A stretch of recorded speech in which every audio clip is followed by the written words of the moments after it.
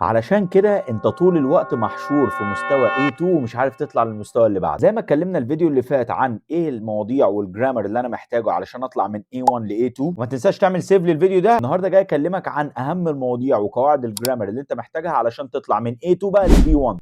وخليني اقول لك ان معظم الناس اللي في A2 بتعاني علشان تطلع ل B1 مش في المستوى نفسه، ولكن ان هم بيترجموا اسم المستوى للعربي. لا مش فاهم، يعني فهمني اكتر. يعني معظم الناس في العربي بتلاقي عندنا مستوى مبتدئ متوسط متقدم. الانجليش عندنا مش كده، الانجليش عندنا A1 A2 B1 B2 وهكذا. A2 ده منقسم لثلاث اجزاء، جزء ما بين ال A1 وال A2 وجزء ما بين ال A2 وال B1. علشان افهمك اكتر هقول لك الاسامي بقى اللي بتوصف الطلبه اللي في كل مستوى. يعني عندنا ستارتر، ده واحد ما يعرفش اي حاجه في اللغه وده اللي اتكلمنا عنه في A1. بعد كده عندنا elementary وده اللي بيطلع ما بين ال A1 وال A2. بعد كده عندنا pre intermediate، ده اللي احنا بنسميه مستوى تحت المتوسط. ده بيبقى بقى المستوى تحت المتوسط ده بيبقى واخد حاجات من الاليمنتري والبري انترميديت، فهو ليفل كده في النص، عارف انت محتاج تقعد فيه شويه علشان تتقنه. ايه بقى المواضيع اللي انت محتاج تكفرها في A2 علشان تقدر تطلع ل B1؟ اول حاجه زي ما قلنا قبل كده الانترودكشن، بس المره دي الانترودكشن مش هعرف اسمي وسني بس، لا انا هعرف اسمي وسني وعيلتي، كل حاجه لها علاقه بيا. وكمان هبدا اتكلم عن كليتي ودراساتي وهواياتي. تاني حاجه ابدا اتكلم عن هواياتي بالتفصيل، انا بحب ايه، انا بكره ايه، وليه بعمل ده، وايه اللي بحسه لما بعمل ده. تالت حاجه ابدا اتكلم عنها اصدقائي وازاي اوصفهم. يعني انا مش هقول هنا ماي بيست فريندز محمد وخلاص، لا انا ابدا بقى اتكلم انا ليه بحبه او ليه بكرهه، الحاجات المشتركه ما بيننا، كل حاجه لها علاقه بينا. طبعا هنا هنبدا نتكلم عن